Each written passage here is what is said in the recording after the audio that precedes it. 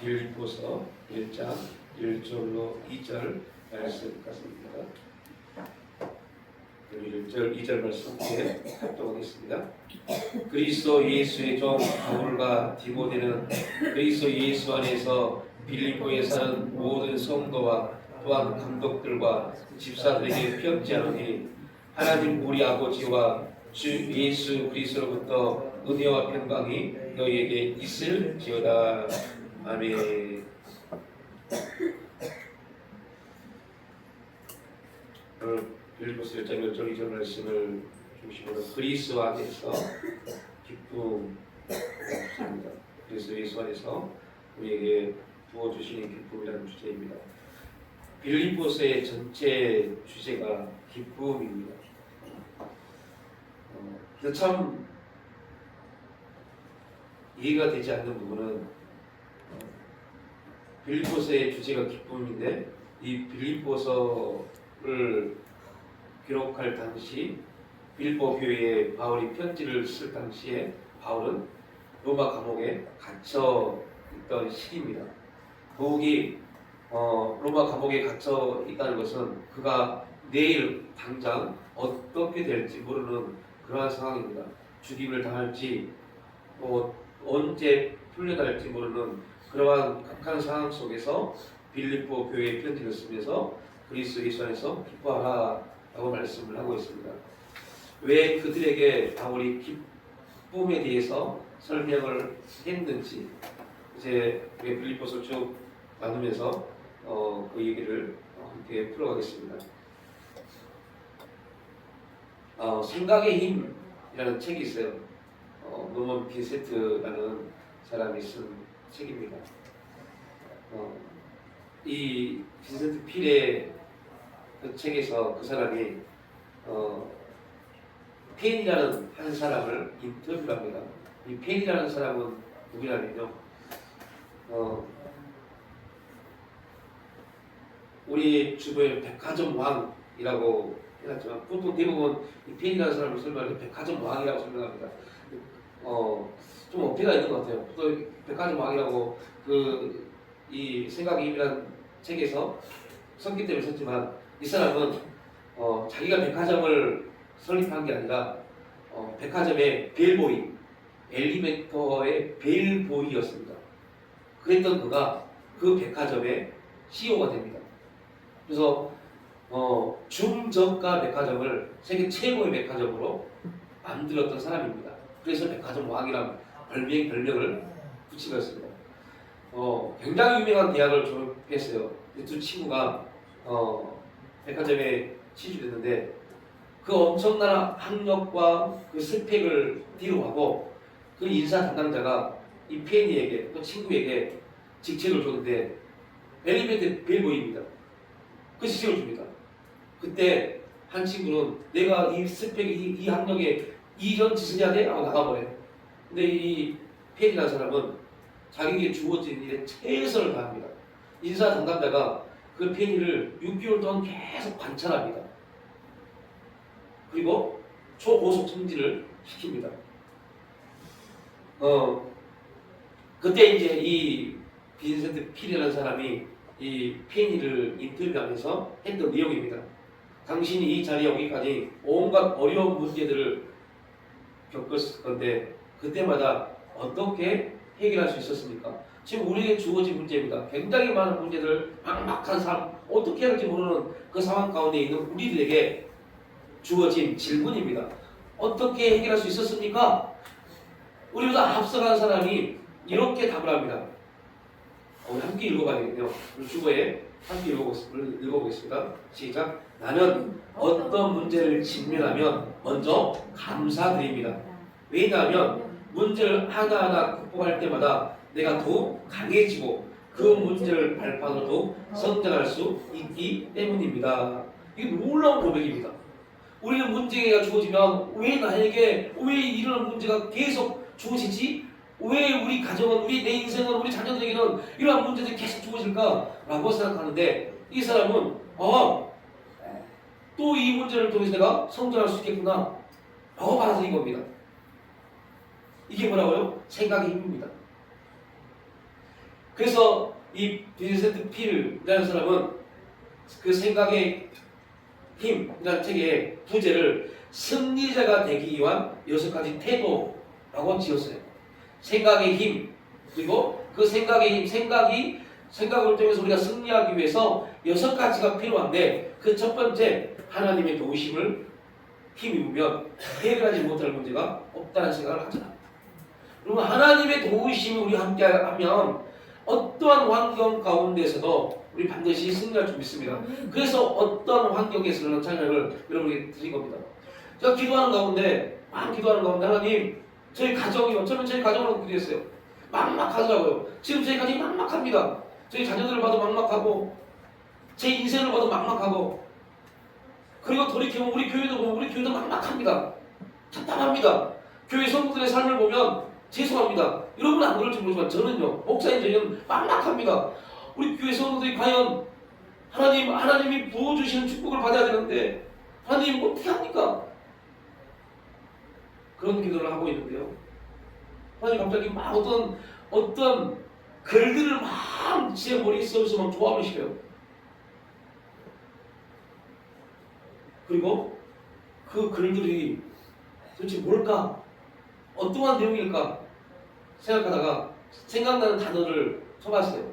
그 단어 그 하나에 쳐봤더니 그 단어에 맞는 여러 가지 내용 나오는데 그 중 하나가 찬양이었어요. 언제나 어떤 상황 속에서.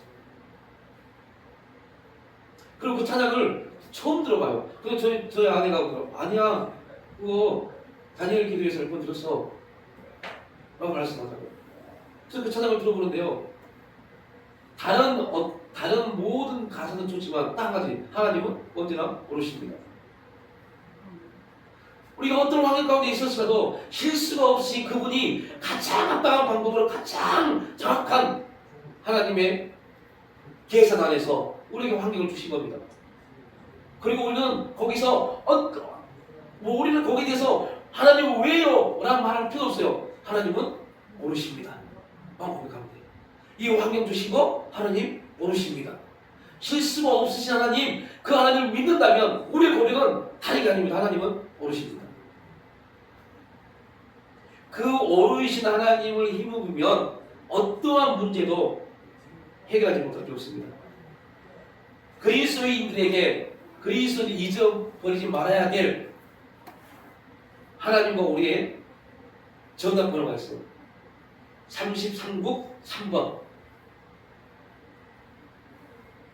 센스가 있으신 분은 금방 아실 겁니다. 33국 3번. 에레미야 33장 3절 말씀. 너는 내게 부르짖으라. 내가 내게 응답하겠고 내가 알지 못하는 크고 비밀한 일을 내게 보이리라. 절대 잊어버리지 마십시오. 어떤 환경 가운데 있을 때 제일 먼저 우리가 하는 게 뭐예요? 하나님 앞에 기도하는 거예요. 하나님, 나에게 이런 환경이 주어졌는데요, 가장 합당하시고 오르신 하나님, 이 환경을 주신 그 하나님의 섭리 안에서 제가 하나님의 도우심을 입고 이 문제를 극복하도록 합니다. 두 번째, 실패와 사람을 겁낼 게 없다는 생각과 태도를 가지라.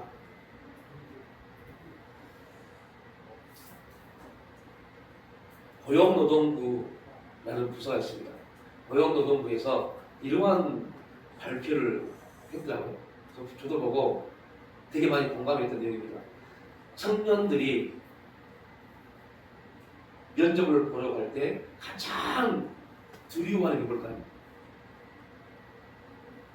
자기 학력이요? 학벌이요? 자기가 가지고 있는 자격증이요? 그게 아니더라고요. 면접관을 가장 두려워한다. 면접관 안에 앉아있을 자기를, 그 모습을 가장 두려워한대요. 근데 고용노동부에서 그런 직업 상담사들이 쭉 했던 말이 나왔어요. 절대 면접관을 두려워하지 마십시오. 면접관을 두려워하지 않으면 60%는 먹고 들어간답니다. 근데 면접관을 두려워하면 아는 것도 잊어버린대요. 그러면 또 하나, 우리가 살아가면서 가장 두려운 게 뭐예요? 우리가 뭔가를 선택할 때 가장 두려운 게 실패할까 봐. 그런데 여러분들 생각의 힘, 승리자가 되기 위한 6가지 태도. 두 번째 뭐라고요? 실패와 사람을 겁내지 마라.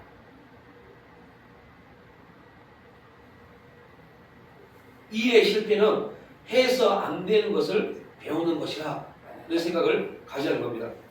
셋째, 인생은 너무나 흥미롭다. 넷째, 하나님의 약속의 말씀을 계속 복용하는 것. 두려움과 염려, 걱정이 올 때 말씀을 복용해서 두려움과 염려를 떠나버리는 것. 다섯 번째, 하나님의 능력은 광대하게 주님의 능력으로 나는 변화할 수 있다. 여섯 번째, 우리에게 뭐가 있어요?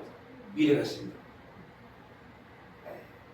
지금 우리에게 주어진 것은 재앙이 아니라 생명과 평안입니다. 소망을 주신 하나님의 목적입니다. 이러한 생각을 가지고 우리가 나아갈 때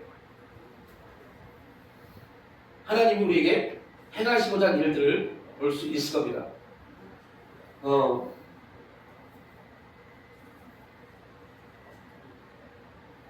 예전에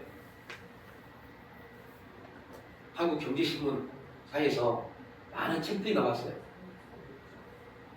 그래서 저희 교회도 그 한국경제신문사에 나온 책들을 가지고 와서 제가 몇 번을 봤는데요. 거기에 이제 그 이지훈이라는 사람, 이 경제평론가입니다. 한국경제신문사의 경제평론가입니다. 그가 썼던 책이 되게 제 마음에 와닿는 게 있었어요. 혼창통이라는 말입니다. 사람이 성공하기 위해서는 혼창통이 반드시 개발되어야 된다라는 말이에요. 혼은 우리의 의식과 생각을 이끌어가잖아요. 우리의 의식이 깨어 있어야 되고, 생각이 깨어 있어야 되고, 창은 창조적 생각이 있어야 되고, 소통을 잘해야 된다는 겁니다. 소통하지 못한 사람들은 결코 성공하지 못합니다. 창조적 생각을 가지고 있지 못한 사람은 성공하지 못합니다. 지금 저 안동에서요, 고등학교 팀들, 각 지역에 최고로 잘하는 팀들이 나와서 축구 시합을 해요.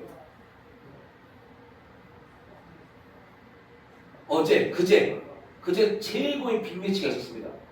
충남 신평구와 저 울산 현대 소속 U18 팀이 경기를 했어요. 근데 놀라운 거의 대부분의 스포츠 기자가 쓴 말이 공통적인 게 있어요. 경기 시작하기 전에 이런 말 했습니다. 신평구 77번을 봐라. 그의 움직임을 봐라. 였어요. 그리고 경기가 끝나고 나서 이런 한 편의 기사가 났습니다. 77번이 다 했다.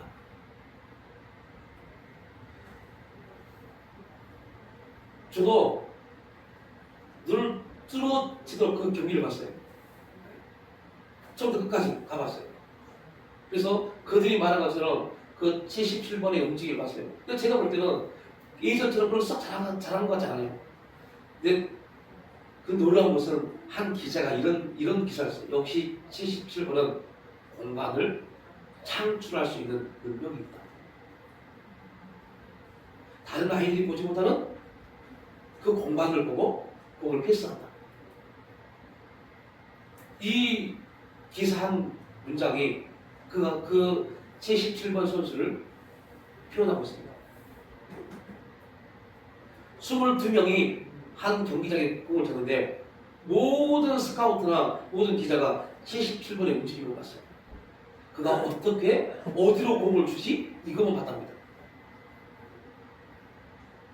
그런데 놀라운 건 뭔지 아세요? 그 친구는 다른 팀에서 자리를 못 잡아서 나왔어요. 그리고 새로운 감독 밑에서 그가 발견하지 못한 자기 재능을 발견한 겁니다. 그리고 창조적 능력은요, 스스로 개발하는 게 아닙니다. 뭐를 통해서요? 소통을 통해서요. 관계를 통해서요. 나 혼자 있으면 이게 창조적인 것인지 뭔지 알지 못해요. 그러나 소통하고 교제를 통해서 내가 새로운 무언가를 생각하고 있고 무언가를 보고 있구나를 알 수 있는 겁니다. 그래서 오늘 그리스도인들은 지체들과의 교제가 되게 중요한 겁니다.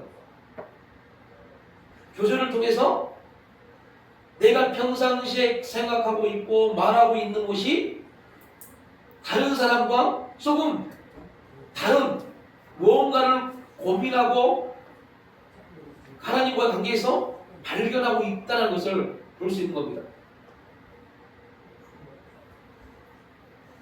그래서 오늘 우리의 영혼이, 우리의 의식이, 우리의 생각이 개발되어야 되고 우리의 생각 안에서 다른 사람이 보지 못하는 것, 다른 사람이 행하지 못한 것들을 행할 수 있는 창조적 능력이 나타나야 돼요. 그래서 항상 저도 저희 자녀들을 놓고 기도할 때 그리스도 안에서 우리 진경이, 성경이, 지아님, 민경이가 창조적 생각과 긍정적 사고를 갖게 하여 주옵소서 라고 기도합니다. 다른 사람들이 생각하지 못한 것들, 보지 못하는 것들을 볼 수 있도록, 그리고 소통할 수 있도록. 그러면서 그 이지훈이라는 경제평론가가 이렇게 말했어요. 능력의 차이는 5배이지만 의식의 차이는 100배입니다. 그만큼 의식의 차이가 큽니다. 어떤 의식을 갖느냐에 따라서 그 인생이 승리하느냐 실패하느냐는 어마어마하게 커집니다. 우리가 잘 알고 있는 지금 젊은이들이 쓰고 있는 거의 대부분의 스마트폰 아이폰이라는 그 아이폰의 개발자 스티브 잡스, 그는요 태어난 지 몇 주 안 돼서 버림받았습니다. 친부모에게 버림받았습니다. 양부모 밑에서 자랐습니다. 늘 외톨이였습니다. 학교에서 몇 번을 정황을 당했습니다. 심지어 자기가 만든 회사에서 쫓겨났습니다. 그리고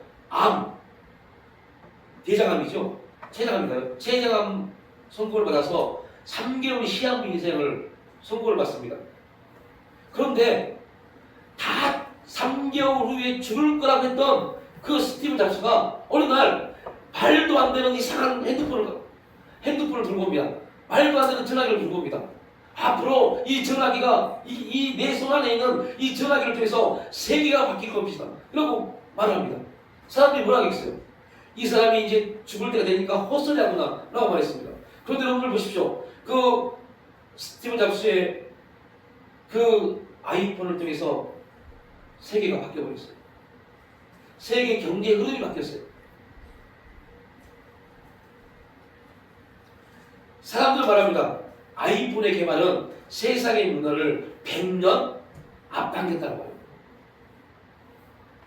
지금 모든 우리 삶의 내용이 어디에 기록되세요? 핸드폰에 다 기록되잖아요.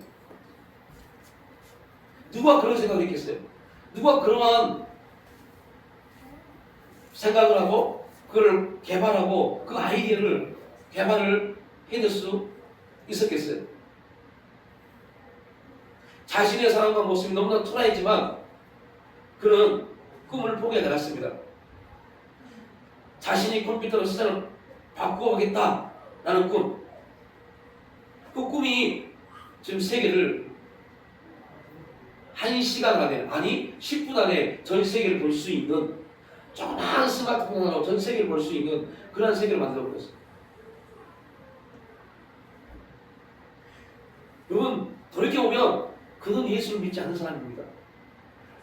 혼의 개발을 통해서도 엄청난 변화를 일으킵니다. 그렇다면 반대로 보자고요. 우리의 육신, 혼이 복종해야 될, 혼이 순종해야 될 우리 영이 개발된다면, 저와 여러분의 영혼이 개발된다면 어떻게 될까요? 우리 영혼은 어떻게 개발됩니까? 혼은 열심히 노력하고 열심히 공부하고 책을 보고 해서 혼은 개발시킵니다. 우리 영혼은요? 하나님을 만나야 돼요. 하나님을 만나야만 우리 영은 계속해서 그 안에 풍성함의 생명의 역사를 끊임없이 수 있습니다. 하나님을 만나지 못하면 아무리 열심히 해도 우리 영은 힘을 잃어버립니다. 무조건 하나님을 만나야 돼요. 그런데 하나님을 만날 수 있는 방법이 뭡니까? 그 첫 번째가 말씀을 보는 겁니다. 말씀을 통해서 들려주는 내마, 그 음성 감동이 우리 영혼을 풍성하게 만듭니다.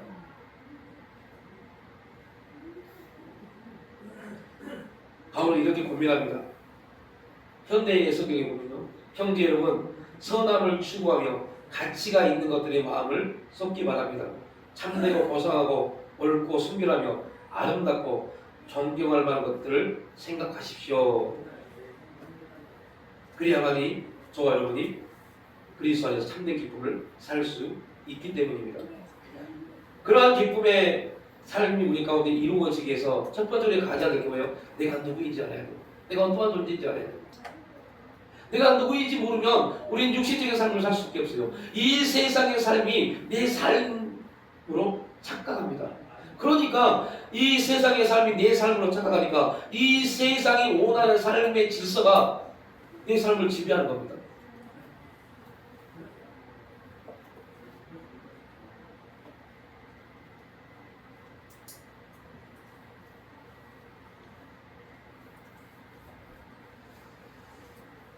하나님 앞에 내가 어떠한 존재인지를 안다면 우리의 삶 속에서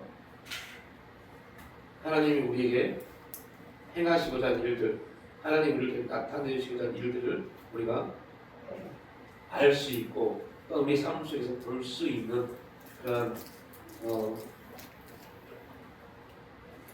영적 진리들을 깨달을 수 있겠죠.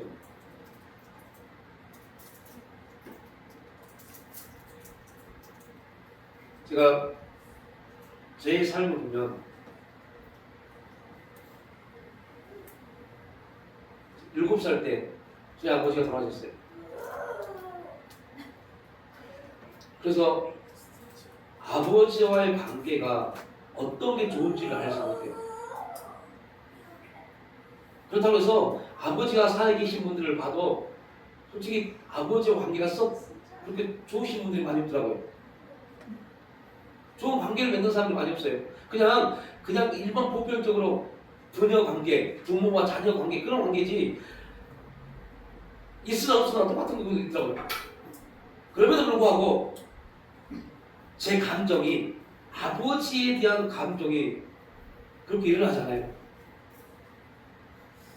그래서 제가 저희 민경이를 데리고 잡니다. 민경이를 재워놓고 어느 날은 어떤 날은요 계속 보고 봐요. 저는 민경이가 되게 이뻐요. 너무너무 사랑스러워요. 보고 있으면 너무너무 사랑스러워요. 그러면서 제가 저에게 질문해 봅니다. 이게 아버지의 감정일까? 이게 아빠의 감정일까? 우리 아빠도 나를 볼 때 그랬을까? 그런 감정을 느꼈을까? 라는 생각을 해봐요. 질문해봐요. 이게 아버지의 감정인가? 그럼 모르잖아요. 그래서 하나님 앞에 제가 부를 수 있는 유일한 아버지가 하나님이기 때문에 하나님 아버지, 내가 내 딸을 보고 내 자녀들을 보고 우리 자녀들이 나이가 먹으니까요 아버지와 동급의 생각을 해요. 말을 할 때 좋은 말입니다. 허물없이 말합니다. 근데 제가 저희 아버지한테 그렇게 해본 적이 없어서 그걸 그냥 다 받아들이게 만든 건가? 되게 많은 고민이 들 때 있어요. 그래서 하나님 앞에 기도하면 하나님, 아버지 이게 맞는 건가요? 그런 기도를 많이 합니다. 그때마다 주님이 제게 주신 말씀이 있어요. 네가 너희 자녀들을 볼 때 네 자녀들이 너의 마음에 들지 않을 수도 있을 거다. 그럼에도 불구하고 너는 너의 자녀이기 때문에 그 자녀들을 싫어하지 않고 사랑하지 않느냐. 내가 너를 볼 때 내 마음에 들만한 일이 얼마나 있겠느냐.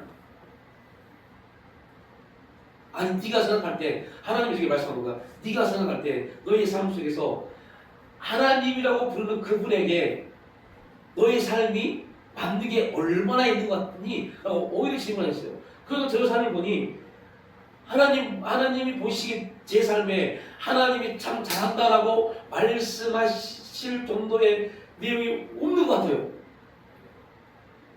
그런데 놀라운 것은 하나님은요 이렇게 말씀합니다. 그런데 난 너를 사랑해요 라고 말씀하십니다. 왜요? 너 내 자녀이기 때문에, 내가 너를 택했기 때문에. 이게 뭐라고요? 정체성입니다. 우리가 하나님을 믿은 게 아니라 하나님이 우리를 당신을 믿게 하신 겁니다. 그리고 우리가 하나님이 우리를 하나님 믿게 하신 다음에 하나님을 믿으니까 말합니다. 너는 내 자녀라고 말씀합니다. 이거를 깨닫는 게 엄청난 축복입니다. 그래서 여러분들 자녀들은요 이렇게 행합니다. 아빠 나 뭐 필요해. 아빠 나 돈 필요해. 아빠 나 뭐 좀 해줘 라고 말합니다.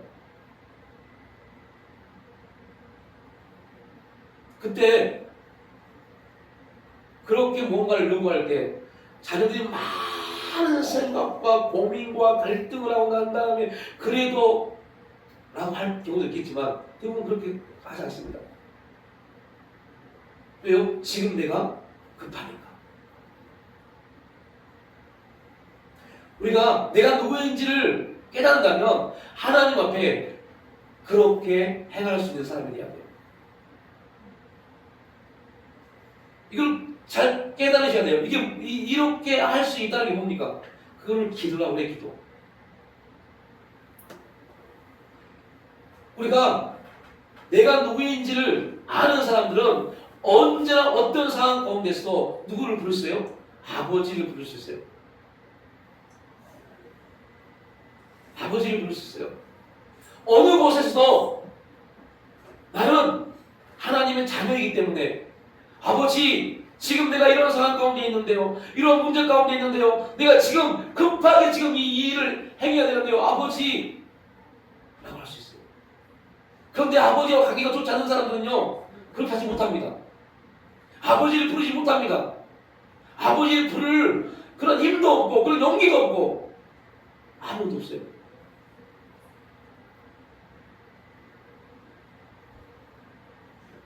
그래서 여러분 내가 누구인가를 안다는 게 되게 중요해요. 정체성. 내가 하나님 앞에 어떠한 존재가 되었다는 것이 그만큼 중요합니다. 오늘 본문에 들어오면 바울은 자신을 항상 어떻게 설명해요?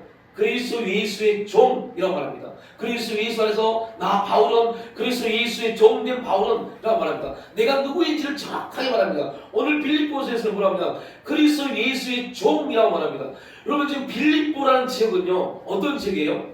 로마의 속국입니다. 로마가 점령한 지역입니다. 그러니까 빌립보 성도들에게 종이라는 개념은 어떤 개념이에요?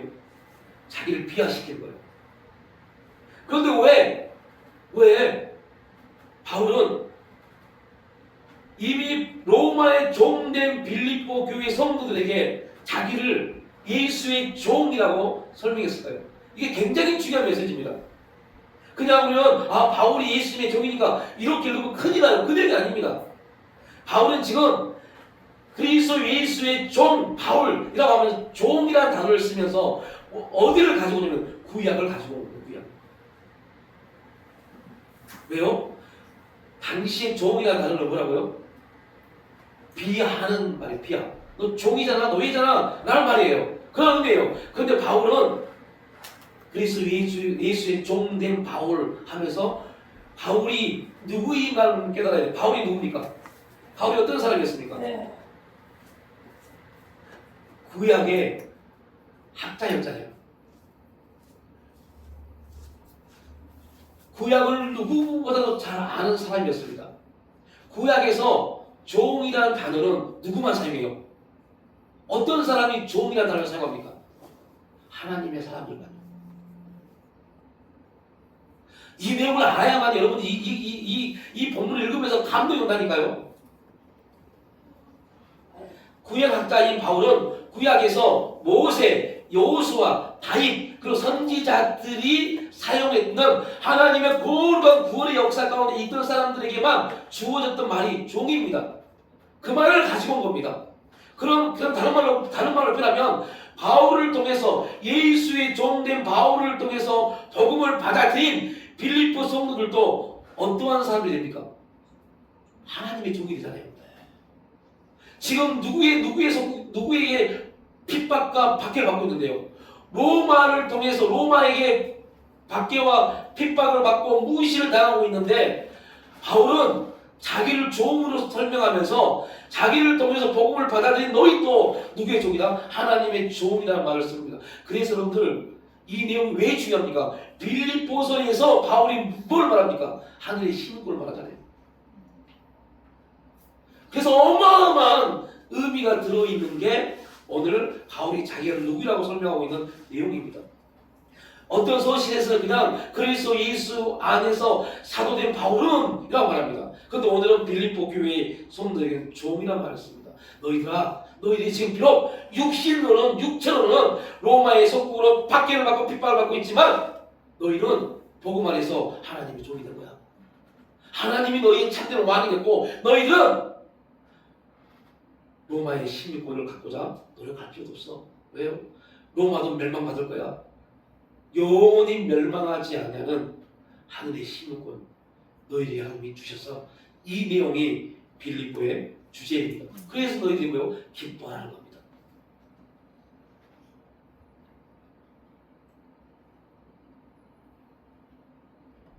바울은 자신을 하나님의 구원사에게 중요한 역할을 한 리더의 반열에 올려놓습니다. 나는 위대한 하나님의 일을 하는 일꾼, 하나님께서 권세를 주사 그의 이름으로 말하고 행동하게 하시는 그러한 하나님께 보내심 받은 자이다 라고 말합니다. 우리가 이렇게 당당해야 돼요. 세상을 향해서. 이 세상이 우리를 여러분에게 뭐라고 말하든 어떻게 조롱하든 야 네가 예수를 믿고 그래 열심히 한다지만 너의 인생을 다른 사람에게 당당히 말할 수 있어? 너의 삶을 당당히 말할 수 있어? 라고 세상은 우리에게 조롱하고 비웃습니다.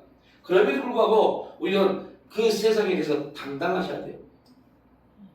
왜요? 그 세상은 이제 영원히 없어질 겁니다. 우리는 그 세상에 속한 자가 아니라 영원한 하나님, 그 하나님 나라에 속한 자이기 때문에 유한한 존재인 이제 예수님이 재림하시면 아무것도 남지 않고 사라질 그 세상에 우리를 어떻게 할 수 없습니다. 그러한 믿음의 역사가 우리를 좌우했을 때 우리가 어떠한 자리에서도 당당할 수 있을 수 있겠죠. 그러면서 바울은 자신뿐만 아니라 빌립보 그리스도인을 향하여 그들이 가져야 할 정체성, 그리스도 안에서 빌립보에 사는 모든 성도라고 말합니다. 모든 성도.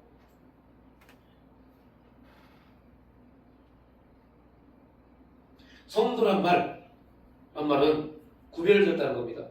내가 하나님의 은혜로 예수 그리스도 안에서 구별되어졌던 것처럼 너희도 구별되셨어.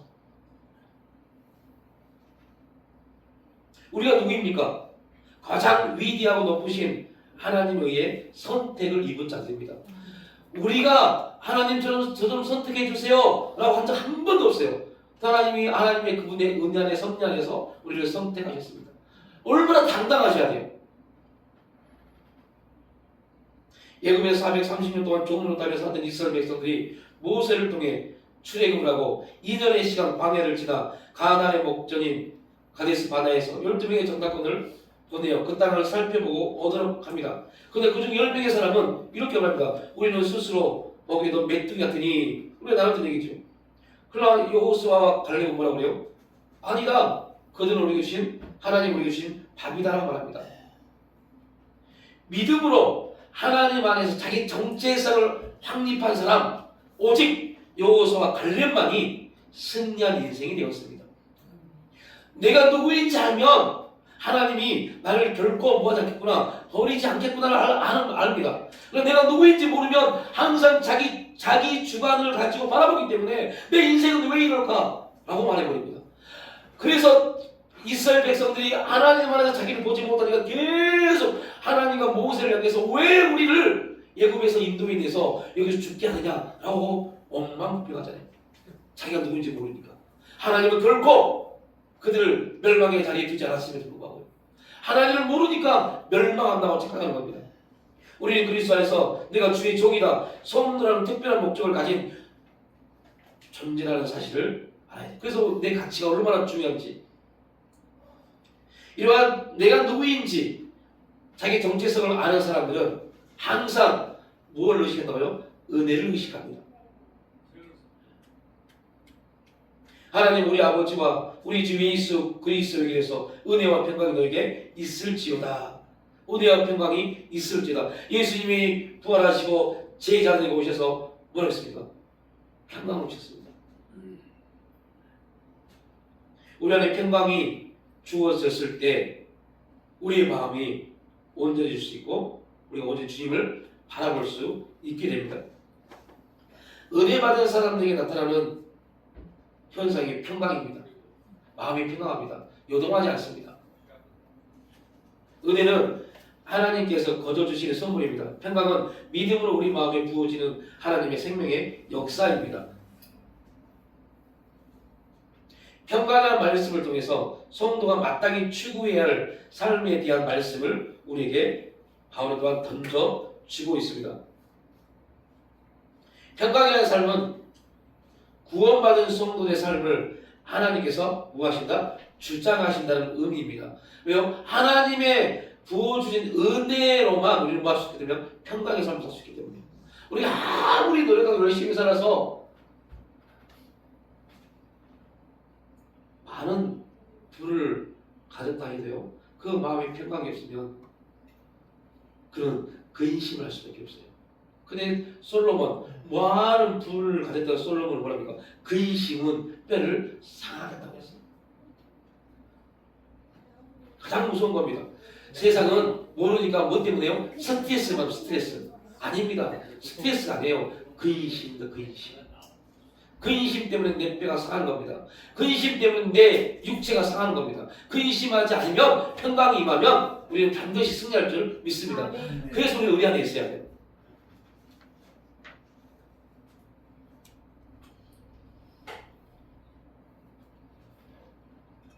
주님의 은혜가 우리에게 부어졌을 때 진정한 평강이 우리에게 주어집니다.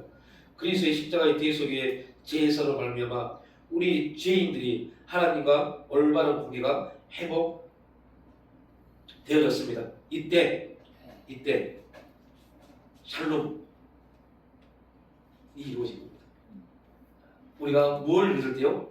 예수님이 우리의 모든 죄를 담당하셨다라는 사실을 믿을 때요. 그때 우리 안에 평강이 임해집니다.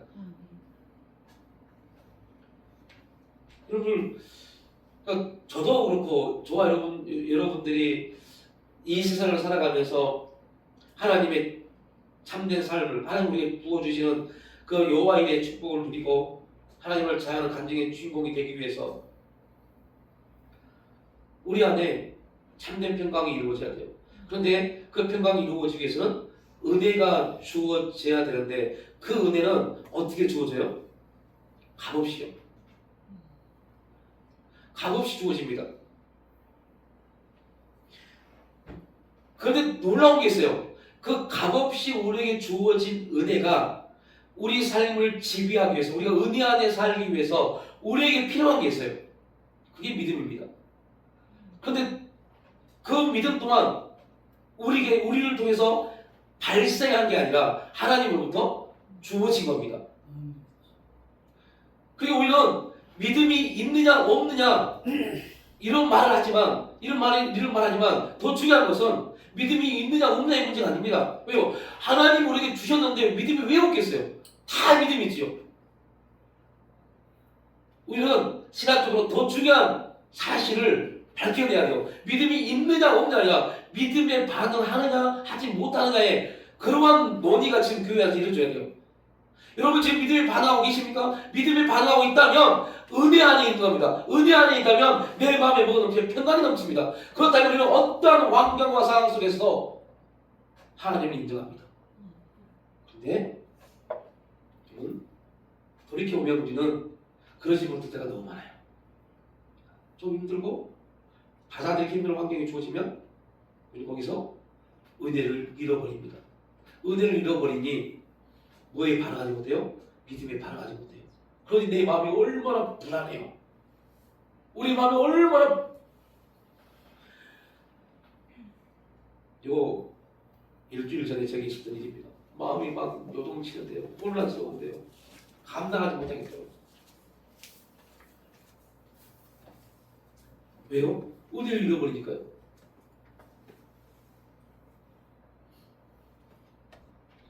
어떤 분이 제 설교를 듣고 목사님 하나님이 우리에게 은혜를 값없이 주셨는데 은혜를 잃어버릴 수 있나요? 라는 질문을 하시더라고요. 그 단어적 의미를 모르면 그렇게 말할 수 있겠구나 라는 생각을 해봤어요. 은혜를 잃어버린다는 말이 무슨 말일까요?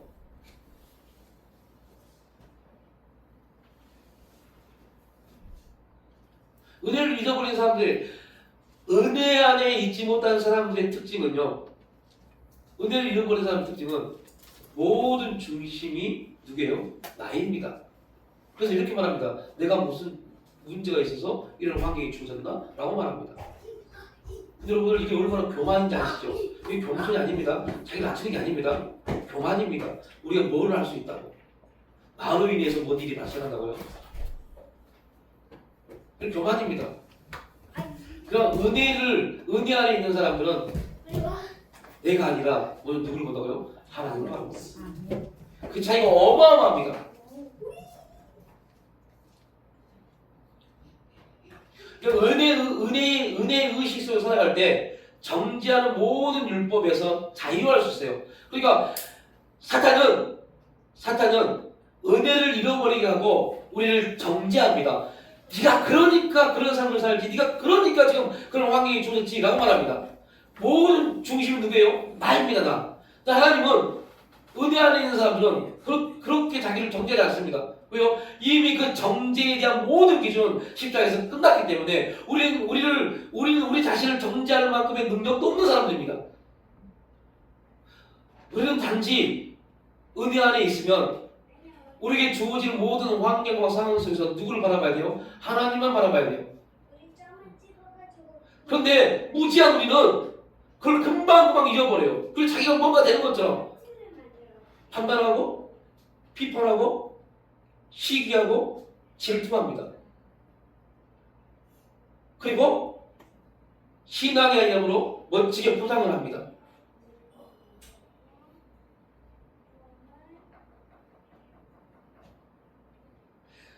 우리가 그러한 우리의 모습을 빨리 돌이킬 수 있는 사람들이 하나님과 동행하는 삶을 살아가는데 유익함을 가질 수 있습니다.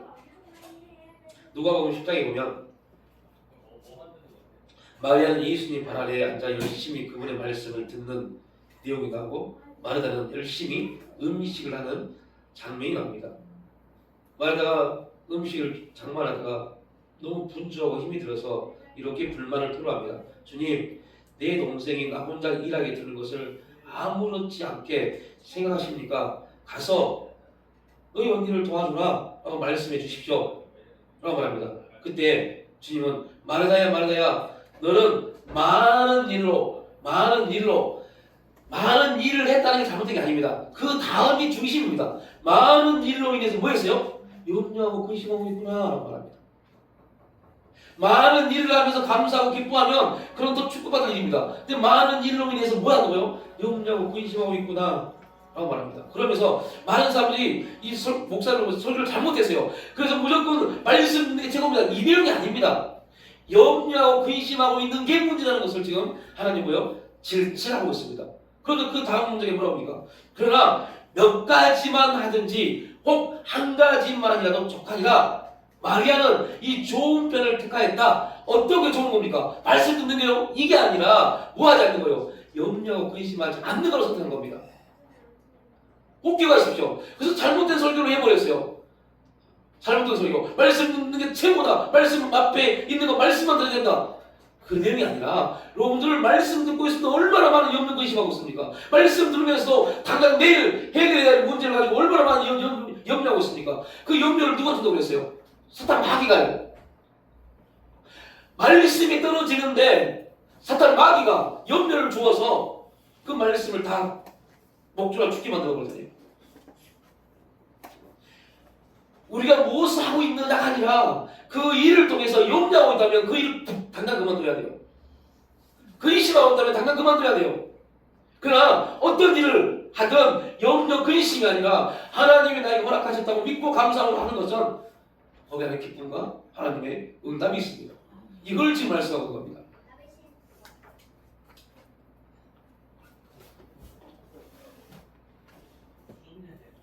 그리고 더 중요한 거, 우리가 그 염려와 근심하지 않기 위해서 어떤 부분이에요? 관계예요.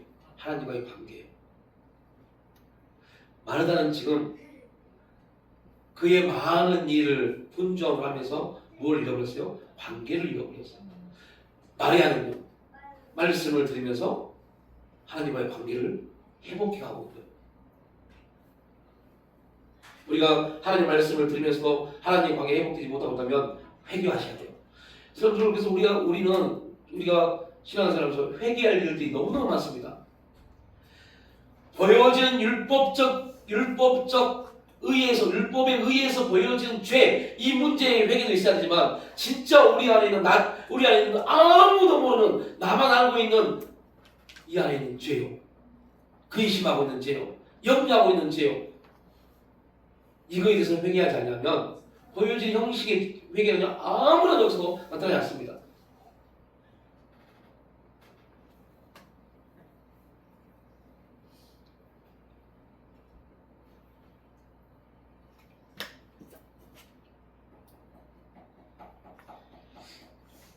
아모스 3장 2절에 보면 내가 땅의 모든 족속 중에 너희만 알았나니 라고 말합니다. 우리가 이런 말씀들을 통해서 하나님 우리를 얼마나 관심 있게 바라보고 계시고 우리를 얼마나 사랑하시는지, 시편 33편 7절에 여호와의 사자가 주를 경외하는 자를 둘러 진치고 저희를 건지시는도다 라고 말을 하고 있습니다. 바울은 만일 하나님이 우리를 이해하시면 누가 우리를 대적하리요 라고 로마서에서 말씀하고 있죠. 하나님이 우리를 이해하시면 누가 우리를 대적하리요, 이런 말씀이 우리에게 강하게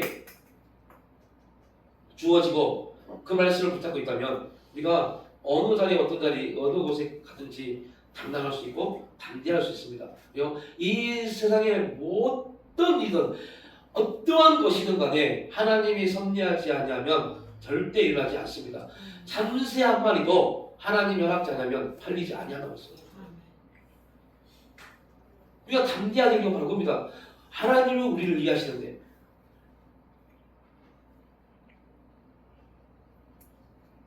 그래서 우리가 은혜 안에서 하나님이 주시는 그 평강이 주어졌을 때 거기에서 참는 기쁨을 누릴 수 있고 하나님을 통해서 행하실 일들을 볼 수 있게 됩니다. 그때 얼마나 많은 감사가 일어나겠어요. 하나님 일하시는 힘이 보이시니까요. 하나님 역사하심이 보여주니까요. 은혜의 지배를 받으면 우리 영혼, 우리 속사람이 건강해집니다. 그리고 하나님과 관계가 더욱더 깊어집니다. 돌아온 탕자에게 잔치를 베푸는 아버지에 대하여 집안 내 들어가지 않고 불평하는 큰아들의 마음, 그 마음을 이해하지 못하는 게 아닙니다. 그 육신적으로 보면 당연한 것입니다. 그런데 아버지는 큰아들에게 오히려 책망합니다. 그 이유가 뭘까요? 하나님은 우리에게 책망하는 이유가 뭘까요? 하나님이 이렇게 말하면 또 이것만 말하고 마치겠습니다. 하나님은 한국교회 이 땅에 어려움을 준 이유가 뭘까요? 자꾸 중국 보고 북한 보지 마십시오. 왜 중국 보고 북한 보십니까? 왜 미국 보고 다른 나라를 보십니까? 우리를 보십시오. 우리를. 이 땅을 보십시오. 하나님이 왜 이 땅을 저 외국 때문에요? 중국 때문에요? 북한 때문에요? 미국 때문에요? 천만 말씀입니다. 그게 아닙니다. 지금 뭐가 문제예요? 지금 우리가 문제입니다. 우리를 하나님 온전케 하기 위해서 하나님은 우리 안에 하나님의 일들을 나타내신 겁니다. 이거를 못 보니까 자꾸 외적인 부분을 가지고 와서 나를 뭐 하려고 해요? 변명하려고 해요. 한국교회가 딱 지금 그 문제에 놓여 있습니까? 누구처럼요? 큰아들처럼요. 아버지, 내가 아버지를 이렇게 허랑방탕에 살지 않고 이렇게 섬기고 모셨는데 나에게는 양 한 마리, 염소 한 마리 잡아준 적이 있습니까? 라고 말합니다. 하나님, 우리가 하나님을 믿고 하나님 은혜로 한국 이렇게 잘 살고 많은 선교를 하고 많은 교회가 부겠는데 하나님 지금 이 땅에 저 중국, 북한, 저 공사 정권들, 저 뭐 좌파 정권들, 저 이런 말도 안 되는 소리 하지 마십시오. 그런 내용이 아닙니다. 지금 우리가 고민할 것은 야 아버지가 큰아들에게 말한 것처럼 다 내가 너에게 줬잖아. 그건 누리지 못하면서 왜 자꾸 외적인 부분을 가지고 와서 너 이 문제를 감추려고 하느냐 라고 말씀하는 겁니다. 그 문제 안에 우리의 신앙이 지금 내 영혼이 지금 하나님과 어떤 관계인지 관심도 없어요. 내 영혼이 지금 여러분 영혼이 저와 여러분의 영혼이 한국교회가 우리 교회가 말씀 앞에서 어떠한 모습으로 있는지 관심도 없어요. 관심도 없단 말을 기분 나빠할 필요가 없습니다. 자꾸 사탄은 우리의 생각을 밖으로 끌어오고 있어요. 하나님 앞에 집중해서 내 신앙이 지금 어떻게 변화되어지고 성장할까요? 거기에 관심하고 집중하고 가야 될 그 시점에 언제 주님이 다시 올지 모릅니다. 주님이 다시 오실 그날 여러분 우파 좌파 싸우고 있을래요? 주님 다시 오실 그날 그렇게 싸우고 있으면 미련한 다섯 체제가 되어버립니다.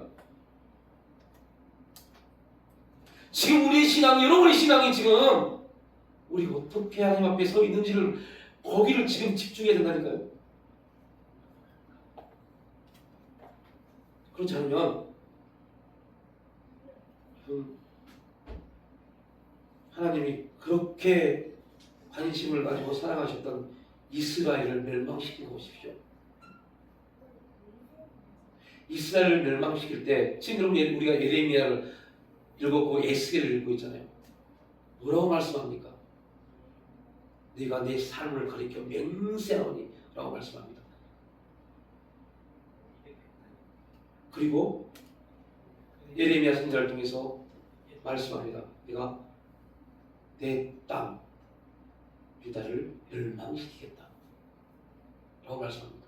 그때 거짓 선지자들이 뭐라고 말합니까?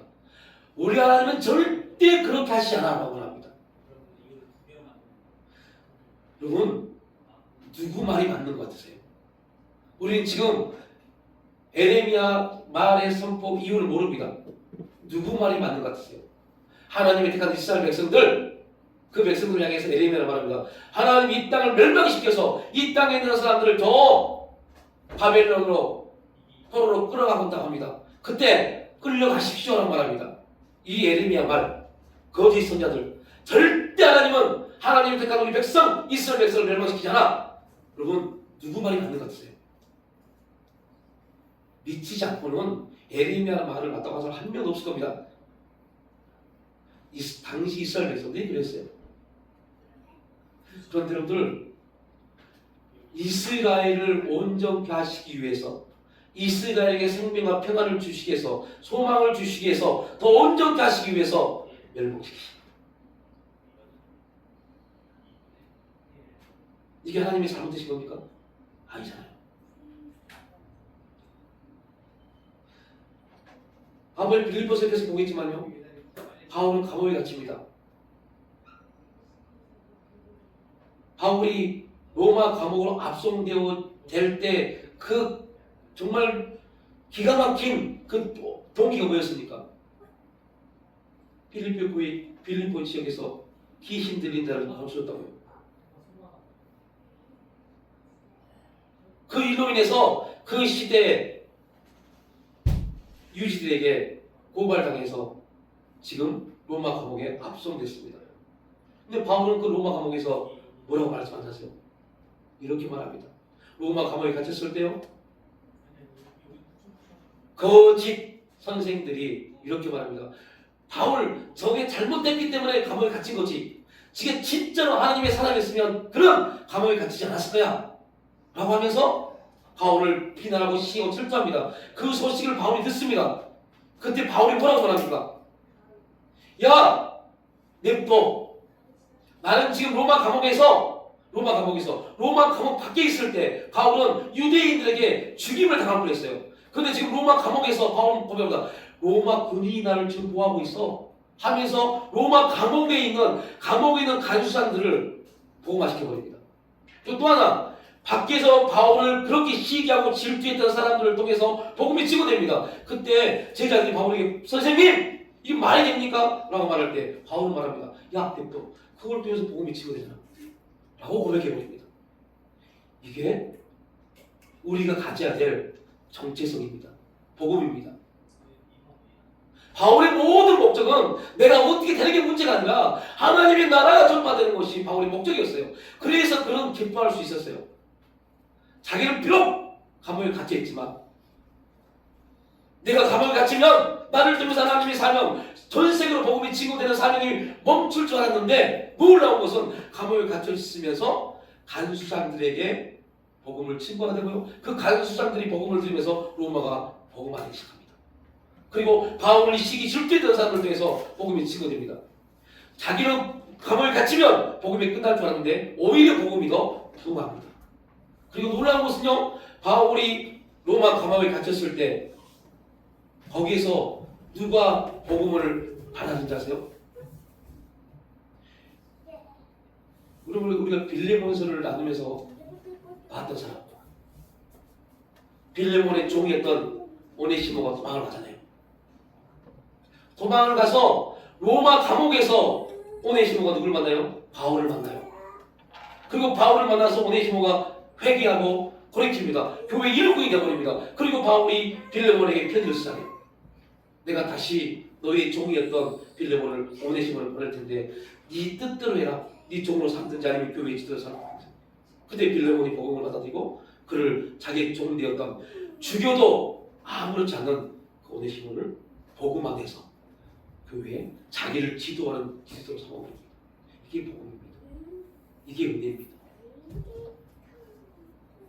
원수, 죽여야 될 사람인데 자기의 영적 지도로 삼습니다. 복음은 우리를 이렇게 변화시킵니다. 복음은 이렇게 엄청 능력을 나타냅니다. 그래서 우리가 복음 안에 있으면, 교회가 복음을 회복하면, 우리의 가정이 복음을 회복하면 누가 일하신다고요? 하나님이 하십니다.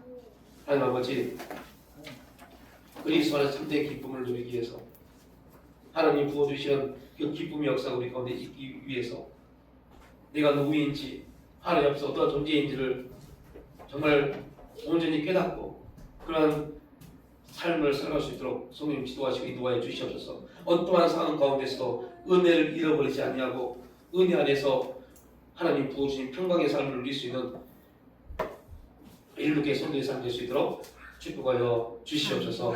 간절히 올 때 예수님의 이름으로 기도를 올립니다.